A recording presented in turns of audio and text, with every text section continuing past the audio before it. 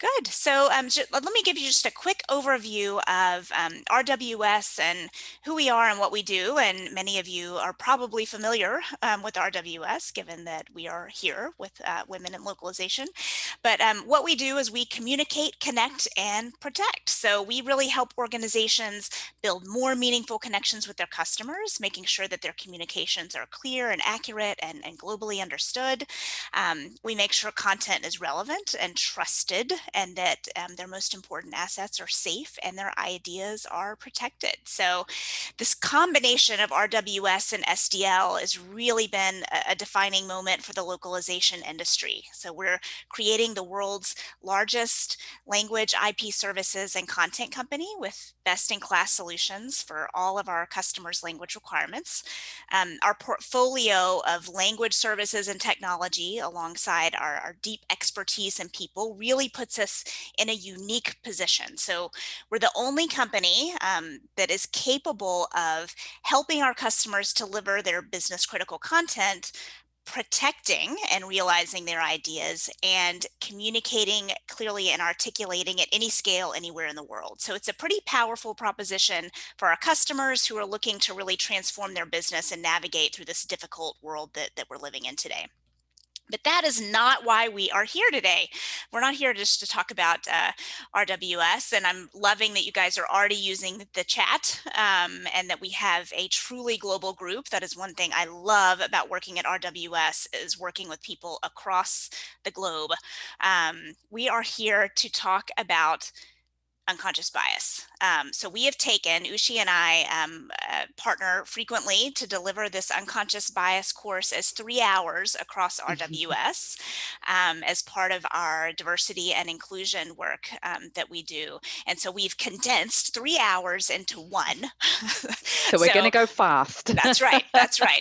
We're going to go fast. And I think there's a giveaway at the end of this where if you want to participate in the full 3 hours, which is really just an expanded version of this, then I think there'll be some sort of giveaway from Women in Localization.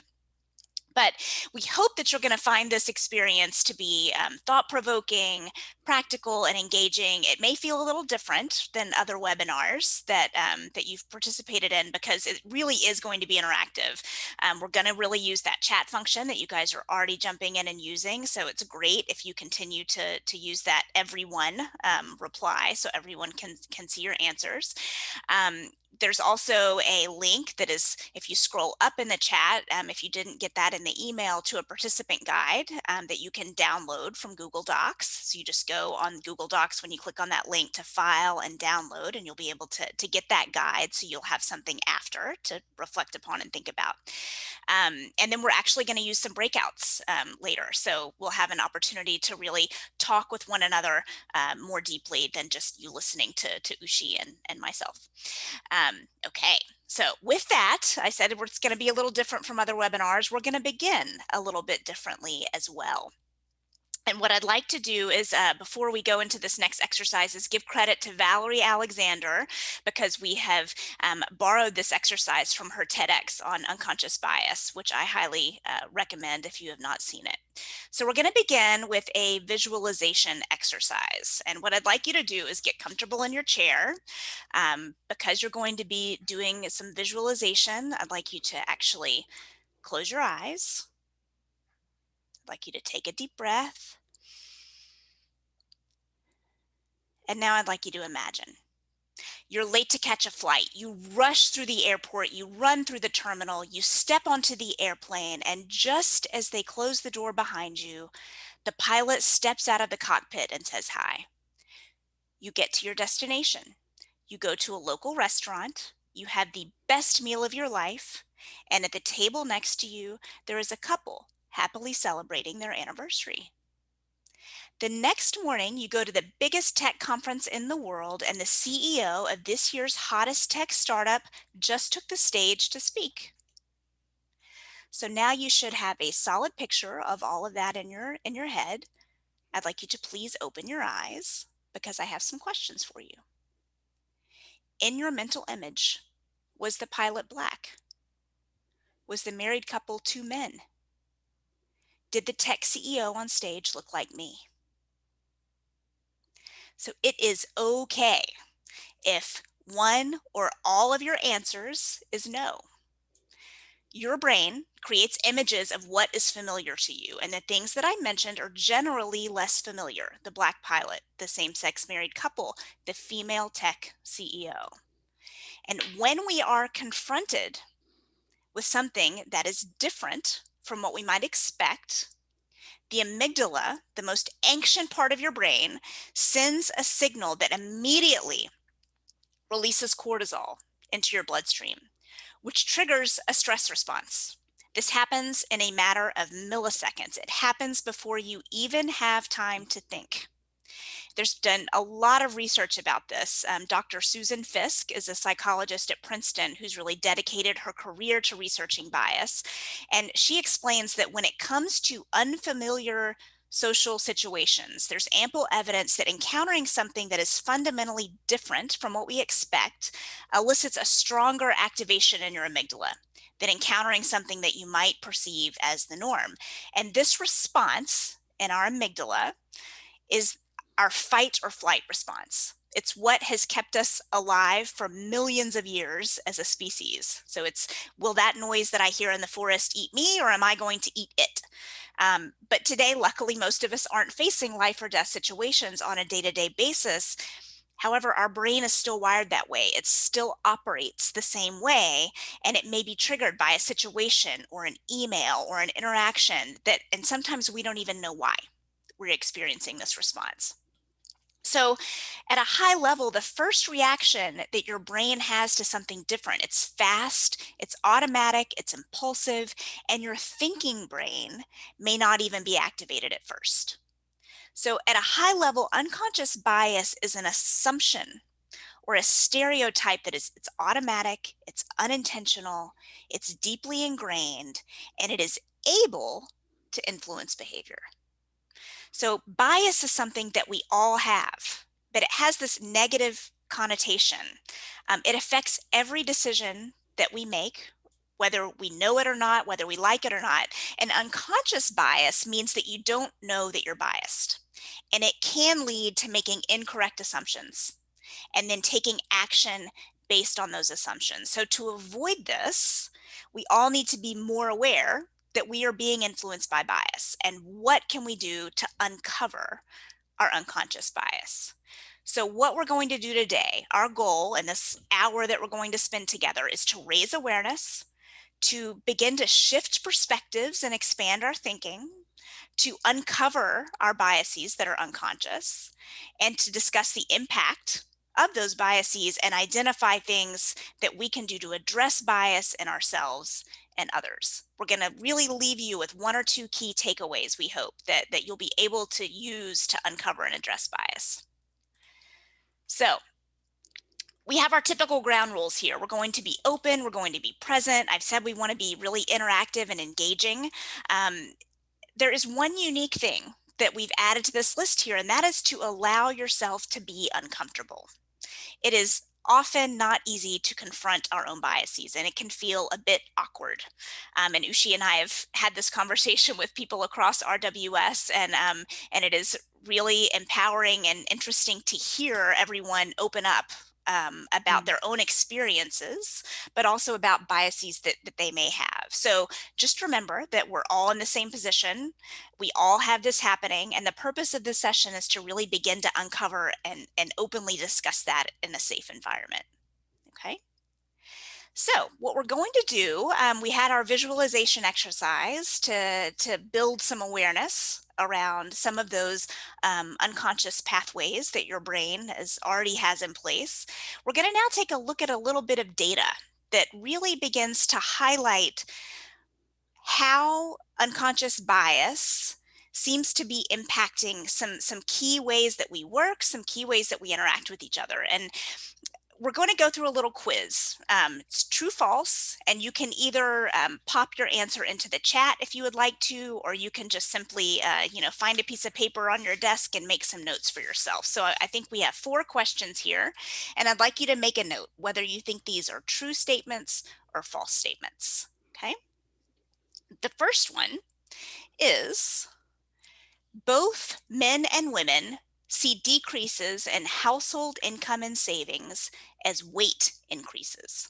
So as my body weight goes up, if I am a woman or a man, I'm going to see the same decrease in household income and savings.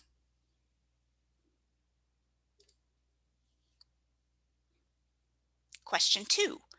More than 50% of male Fortune 500 CEOs are over 6 feet tall.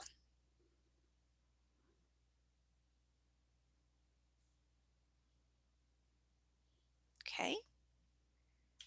Question 3. A person's appearance does not affect the quality of healthcare they receive.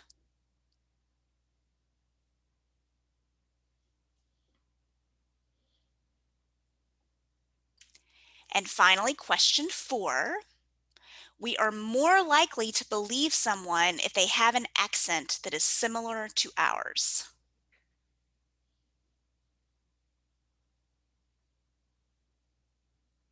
Okay, so let's go back. Let's look at the answers. I will tell you what they are and where this data actually came from as well. Okay, so first one is false. There is a long-term study that was done in New Zealand that found that women see more of a decrease in their income and savings as their weight goes up. And interestingly enough, men actually see an increase as their weight goes up. Okay. Second one, more than 50% of male Fortune 500 CEOs are over 6 feet tall. This answer is true. And this comes from an article that was published in the Economic Times in India, who did a summary of this research. And what the article tells us is that there was a study published by the Journal of Applied Psychology a few years back that came to the conclusion that every inch may be worth an average of $789 per year when it comes to salaries. So this suggested that if a person who is 6 feet tall is likely to earn $166,000 more dollars over the course of their career than someone who is 5 feet 5 inches. But Malcolm, Mind-boggling. yeah, it really is so interesting. And Malcolm Gladwell took this a bit further in his Blink book. For those who have not read Blink, it is a fascinating read. But his research found that on average, CEOs were just a shade under on average, CEOs are just a shade under 6 feet tall. And why this is significant, the average American male is 5 feet 9 inches. So that means that CEOs as a group have about 3 inches on everyone else. But that statistic actually understates things a little bit. So in the US population, about 14.5% of all men are 6 feet or over. But among those Fortune 500 CEOs, that number is 58%. So something is at work there. Mhm. Okay. Yes, I can see in the chat this author's amazing. Absolutely. Yeah, he really is. Very thought-provoking.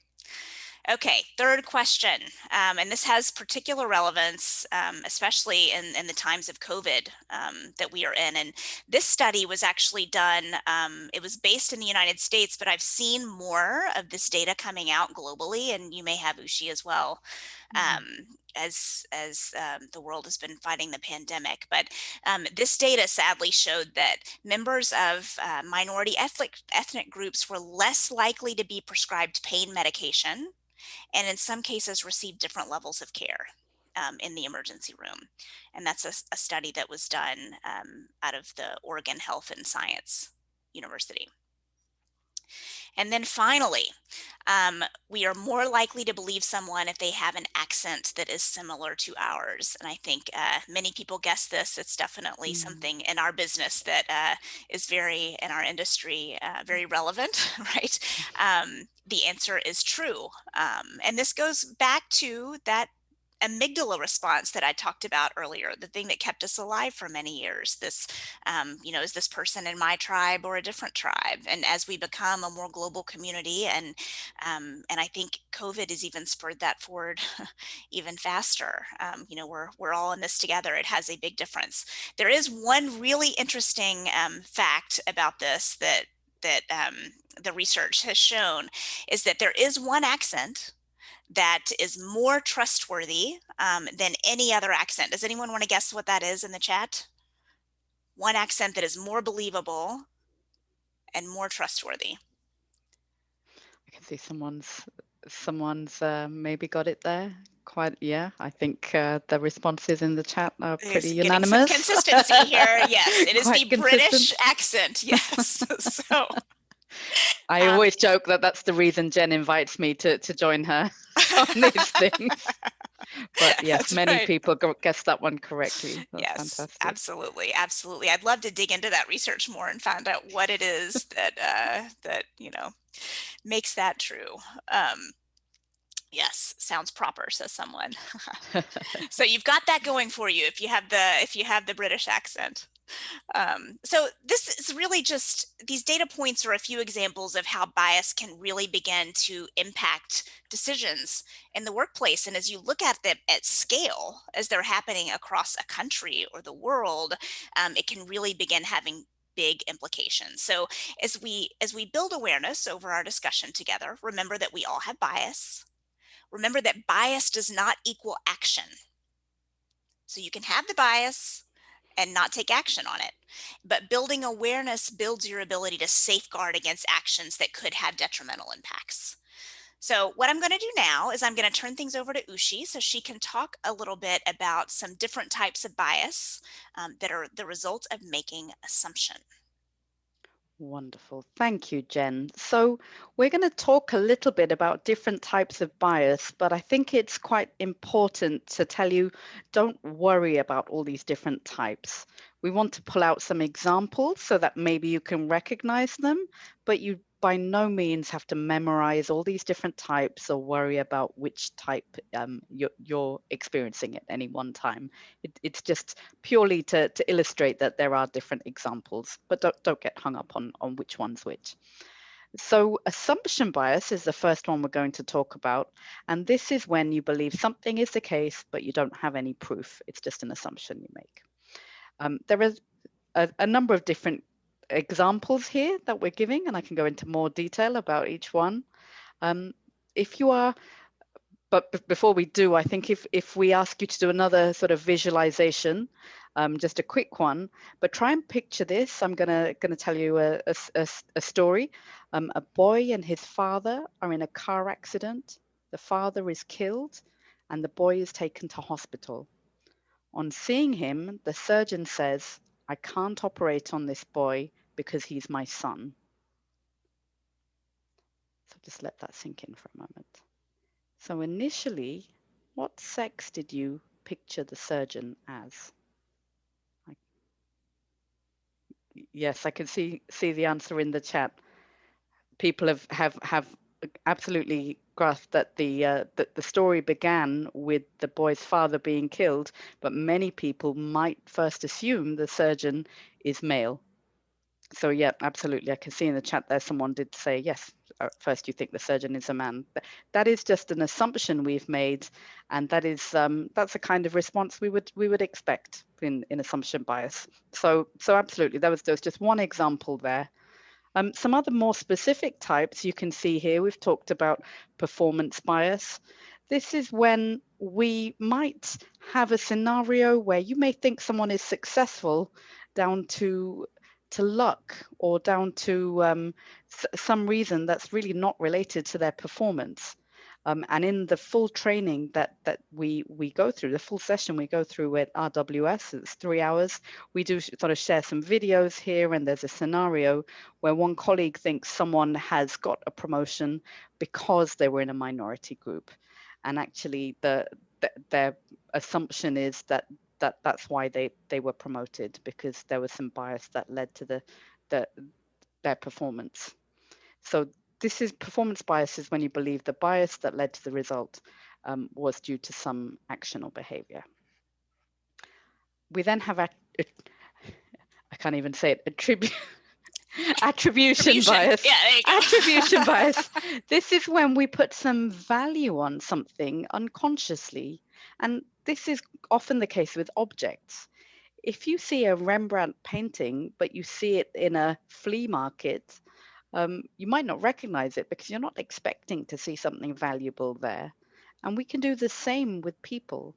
We might turn down a sales pitch because we didn't like the way somebody looked. And once you've assigned this value to somebody, it changes our perception of any subsequent interactions we have with them. So this is just another example of a type of bias that it's not um, any proof we have, but we've just assigned something of value. It can be an object or a person, and it does impact our interactions with them going forwards. And then the final example we have on the screen here, diagnosis bias. Quite often we talk about this in, so I'm in an HR role, and when we talk about recruitment, this can often be quite a big one. When we just label people based on our very first impressions of them, even if we've got some evidence afterwards which contradicts that initial diagnosis. So somebody could have done something maybe a couple of years ago, and we could still be saying, oh, I don't think that's the right person for the role. Remember when they were late for that meeting? It could have been a long time ago, but it could be where our initial first impression really carries on, even when subsequent evidence really contradicts our initial diagnosis. So as I said, don't worry too much about learning these different types. We just wanted to give you some examples where there are different types of bias related to making an assumption and you don't have any proof. What we would like to do now is move on to an activity. And if you've managed to download the participant guide, you will find there's some space in there for you to make some notes here. If you don't have it, don't worry at all. Yep, lovely. Jen is showing you here It's on this on page page here. 5. Yep. There's some space there.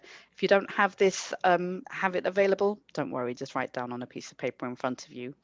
But we want you really to think about yourself just for a few minutes and write down some characteristics that describe you, which could be related to anything, could be anything that you would use to describe yourself. Could be that you're a mum, or you're a you're a leader. It could be anything. Could be you're a tall person, a short person, your nationality, and anything you want to write down.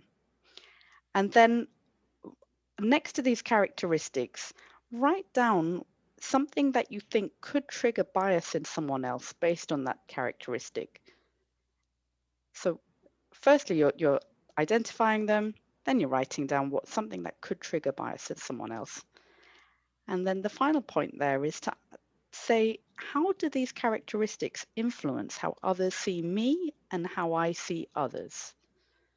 So there's a few things there for you to think about. We're going to give you about 5 minutes to spend on just writing down that activity, working by yourselves, and then at the end of the activity, we'll be interested to hear in the chat some of the characteristics and potential biases that you identified. But for now, just take a few minutes by yourselves to write this down, either in your participant guide or on a piece of paper, or just have a think about them. And we will ask you in a few moments, a few minutes, to feed back to us.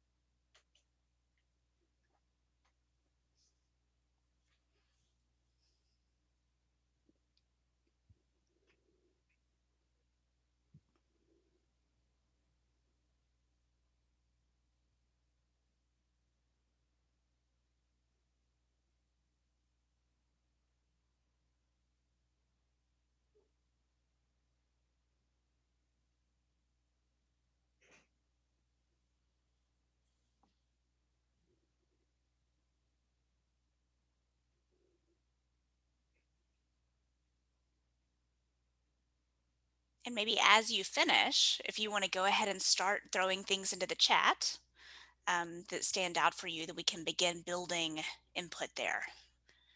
That's a great idea. Absolutely. So I'll give an example while we're Yeah, waiting that'd for be people great, to Jen. begin adding. So, you know, one I think that we often talk about, Ushi, is that, being a working parent Yes, might be one that could lead people to absolutely. make certain assumptions. Um, could be one. Another could be that, I live in Arkansas, so people could make an assumption about who I voted for in our last presidential election, Mm. based on where I live. Looks like we have some coming in. Yeah, I can see a lovely example there. An immigrant, a mum, and a translator. And Mhm, absolutely how you can almost feel self-conscious of even avoiding saying where you're from in Brazil because of the COVID situation there being so bad. mhm, Um, I can empathize with that, and I think many people around the world have probably experienced some kind of similar stigma almost on where they're from based on what's happening in the world. mhm. I can see another example there. Yeah. Oh, this one's interesting that because I'm a Yeah. woman, I'm interested in having children. Could be an assumption that people make, that I'm a feminist, that I think all men are terrible. Um, yeah. Yeah, and the artist one as well. Again, in business and in industry, you could worry that there is an assumption made that this person maybe isn't serious. They're an artist. They're not suited for certain tasks or certain Mhm, roles. So absolutely, I can. That's an interesting one. Thank you for sharing. mhm. Wonderful.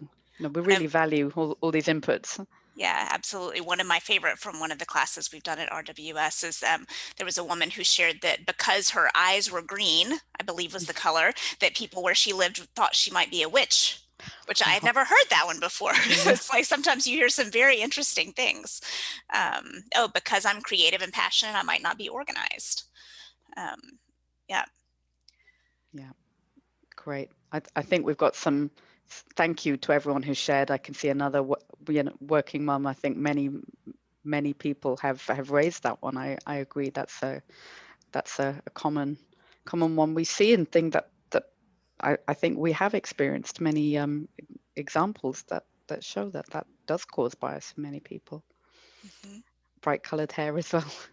Great.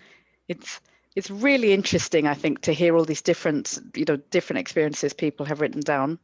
As we only have a short session today, we are going to move back to for Jen to tell us a little bit more about different types of biases. But thank you. I mean, all of these inputs were so interesting to read. Yes, absolutely. Thank you. And I think it's what's always interesting for me about this too is that it always leads me to think about, some different perspectives that had never occurred to me. Am Mm, I making an assumption like the one who just popped up that, I am a Russian loves Putin? Do I assume that every Russian loves Putin? Or blonde hair that you're not very smart? I think that one's global. That people have this stereotype that goes along. Okay, good. Thank you so much. So hopefully that was thought provoking, for you guys. So as Ushi said, I'm going to talk a little bit more about, a few different types of bias. And then we're going to actually do a really great exercise where you're going to get to go into breakout rooms and talk with one another for just a little bit. So just to review, some more, types of bias, the first here is, um, confirmation bias. So it's true that we really tend to listen more to information that confirms the beliefs that we already have. And very often we seek that out.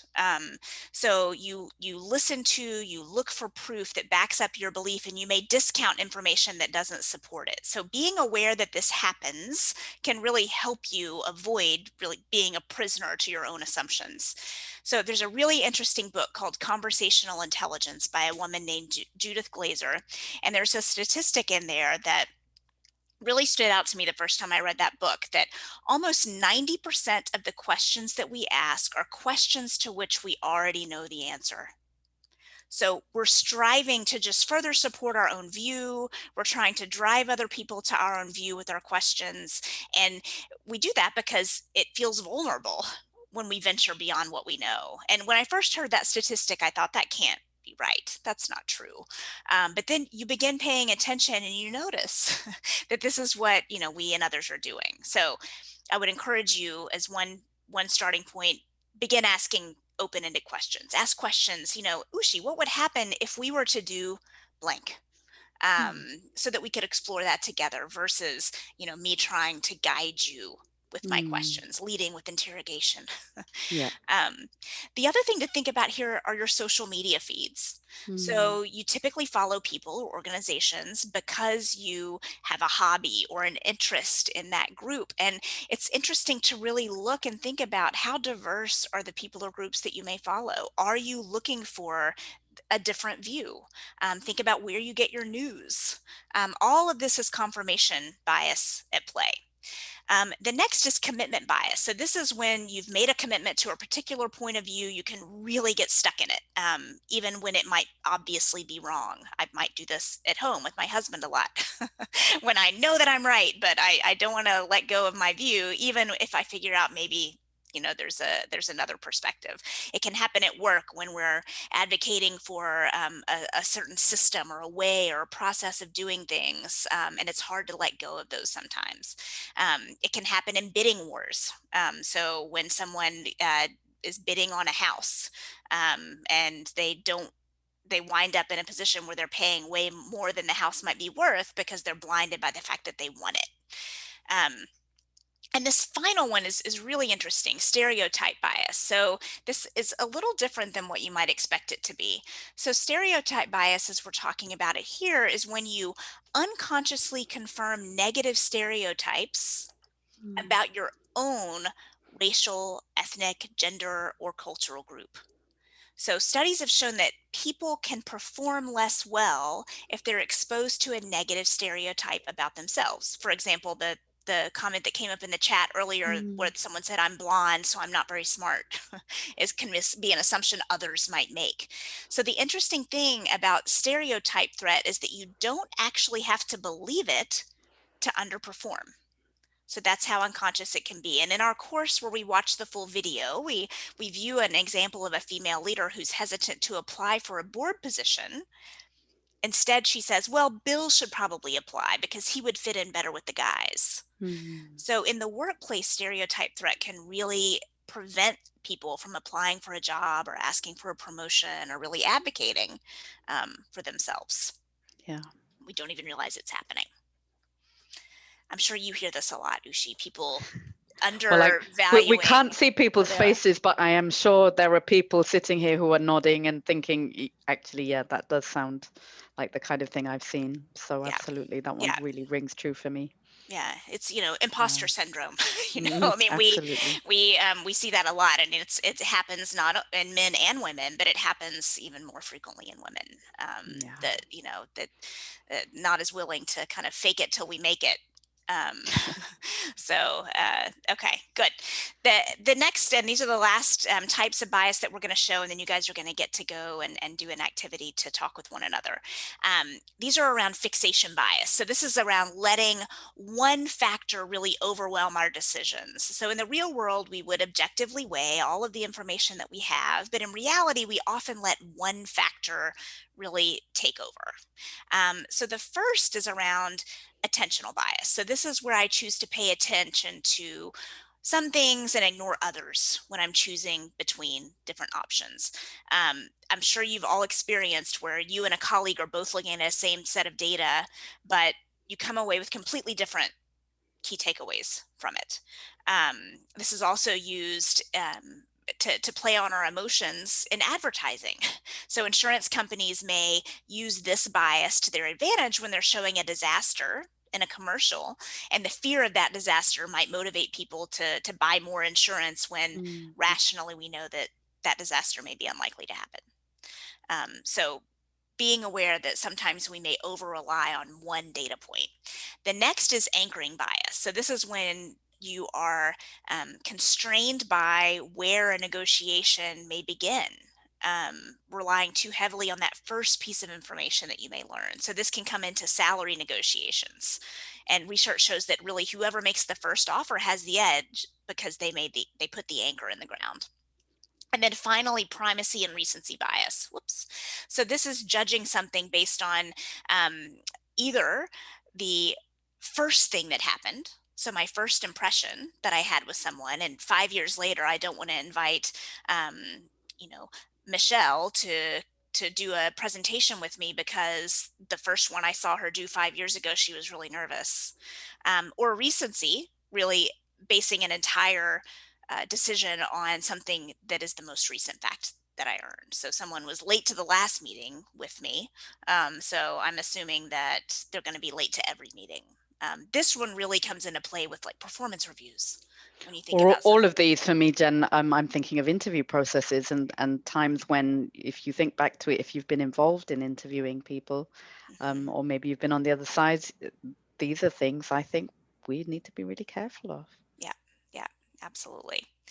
Okay, so our time is just flying by It is. here. We're having so much fun. So we want to give you a chance to actually talk about this in a smaller group. So here's what we're going to do. We're going to put you into breakout rooms, and Becky's going to manage that for us. But let me tell you what you're going to do once you get to the room. Okay, so I want everyone to think about a situation where you were on the outside of a group. So this could be something as simple as you joined a new team. You were new to an organization, or back before COVID and we could actually go to a cocktail party. You were walked into a room of people and you didn't know anyone. So think about, what was your experience in that situation? Did anyone reach out to you to make it better? Was there some sort of bias at play that kept you from being included? One of the examples that we hear or have heard sometimes in our RWS class would be, someone who is new to a sales team, or the lone dad at the park with all the Mm. moms and the children playing. So just think about a situation where you were on the outside. What was your experience? Was there some sort of bias at play, or did you feel like there was? And did you or someone else take action to make it better? So you're going to have 10 minutes within your group, which is not long. It's going to fly by. You will be whisked away in just a moment, and then you'll get a 2-minute warning before you come back. And Zoom will begin to count down once it's bringing you back. Okay. Um, any questions on what you are to do and discuss? And it's in your participant guide too, if you have questions. All right, Becky, are we ready to send people out? I am ready. I'm going to do it right now. And I think it's just a 1-minute countdown, but I'll start the clock at 10 right now. Enjoy, Okay, everyone. thank you. Thank you, Becky.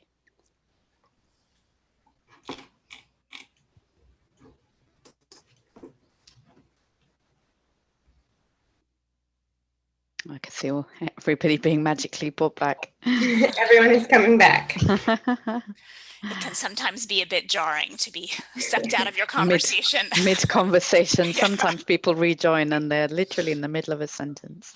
So as people are coming back, I'd love to hear in the chat from people any ahas,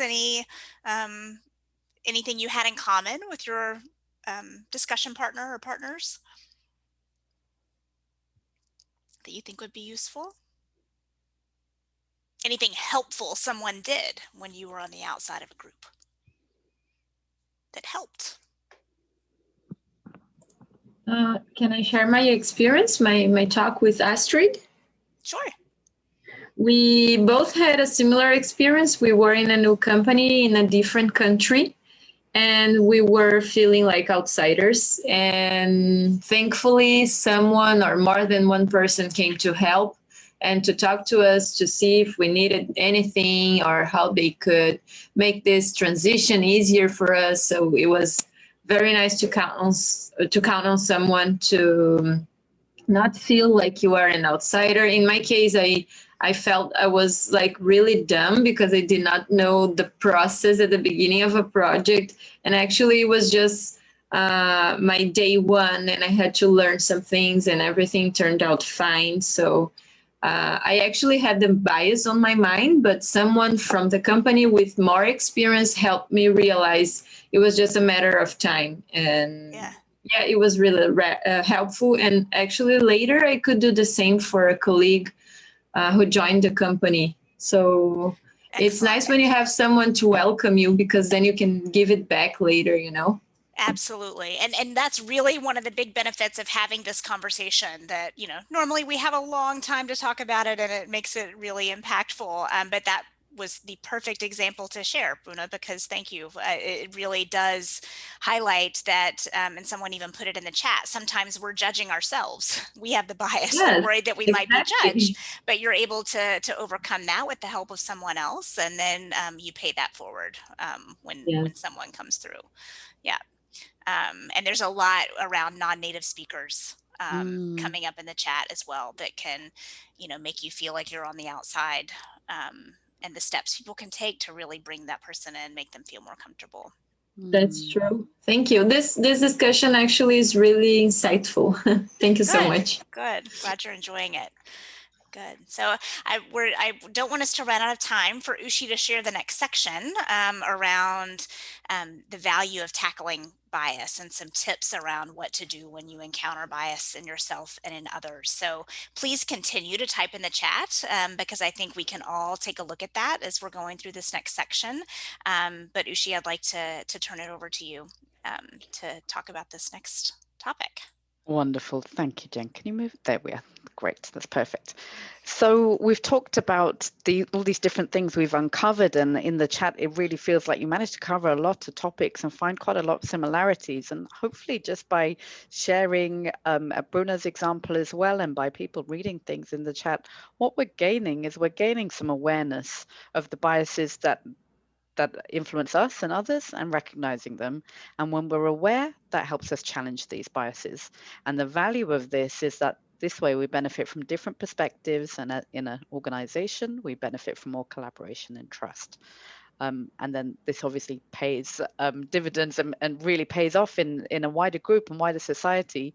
In an organization, we might find as a result, we have more diversity, we have more engagement, more satisfaction, and just an enriched experience, which if we're talking about an organization, could mean better performance, enhanced productivity as well. So there's a lot of very kind of quite significant things that can change when we become more aware of our biases and challenge them. Yeah, and that we've talked about it here really in terms of an organization, and I see a lot of things coming through the chat that are also talking about just in life in general. In wider society and our yes, interactions with yeah, everyone we meet. yeah. So what we might have found, and we've just done a very short session today, but we may be beginning to discover some things about ourselves that maybe we have got some biases that we didn't realize we had. And what we would normally do here, and we'll go a bit quicker now, is actually ask people for what could they actually do if they discover that they're acting on a bias. I don't know if anyone wants to quickly type anything into the chat box, if anyone's got any ideas. No, in the interest of time, we'll give you the answers, but we normally would have spent a bit more time here. But if you discover you are acting on a bias, it's okay to actually acknowledge it, and maybe even you say out loud, oh, wait a minute, I think I made a decision here, and maybe I need to revisit that, or actually I'm not sure I have all the information, let me just ask you some more questions, or something like that. But actually acknowledging that, oh, maybe that wasn't the right way to do it.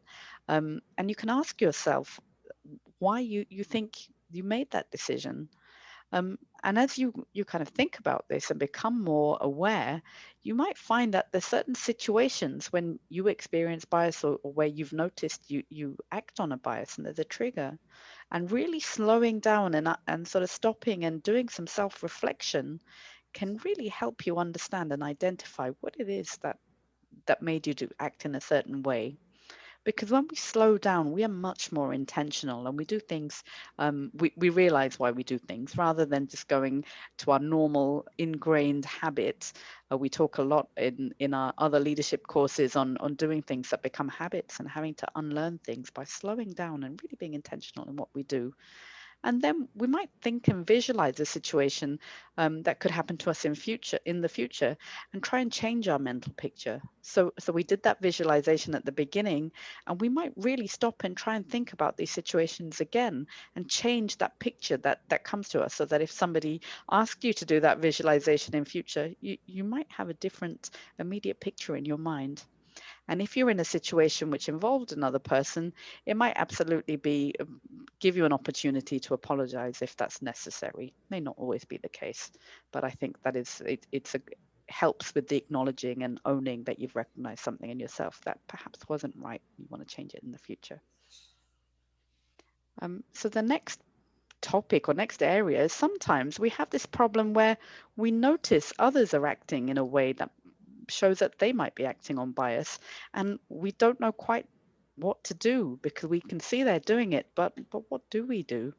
So we have got some advice for you here, and I'm going to ask, going to ask Jen. Thank you to move forward. So the first thing we can do as well is resist being judgmental if we've heard bias in others, because it may be that we've misunderstood. We could have thought that we've heard bias in them, but actually by being curious, we can check that actually that is what they mean. And if it is, asking questions and coming from a place of curiosity, so saying, oh, I'm interested in why you feel that way, or what makes you think that? These kinds of questions where we seek to understand things from their point of view will help us understand more of why they're acting on this bias, and also helps them consider the issue from the other side as well. So if you hear somebody acting on a bias, rather than shutting them down or acting in a way that could make them feel judged, a more powerful way could be to ask them questions. And we've got some examples here. So these are questions that you should keep in your toolbox to use when you're in that uncomfortable situation. But I'm curious why you seem to hold an assumption about whatever it is, or my experience is different to yours. Can you help me understand more about why you feel that way? Or I think a good one that could be used in most situations is, what you said made me feel a bit uncomfortable. Can you just shed some more light on that for me? By asking the questions in this way and coming from a place of curiosity, I think you really help people understand and see things from different perspectives, rather than just get into a confrontational situation with somebody. So we are pretty much at the end of our time here, but we would like you once again to take a deep breath, close your eyes if you can, and just do another visualization with us. So imagine you're sitting in an external webinar, waiting for the keynote external thought leader to join. Picture the social media post of a friend who's congratulating a couple who just adopted a baby. Visualize a new leader joining your organization. Now, if you open your eyes, we'd like you to just make a comment in the chat box if your mental pictures this time were substantially different to what you had before.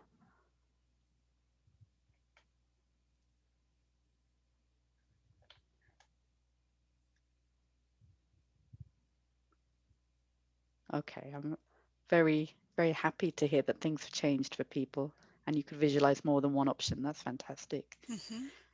I mean, this is powerful that just such a short amount of time we had today, you're already doing something in your brain which has helped you think a bit differently and raise some awareness about turning the unexpected into the expected, and just opening our minds a bit more to different possibilities.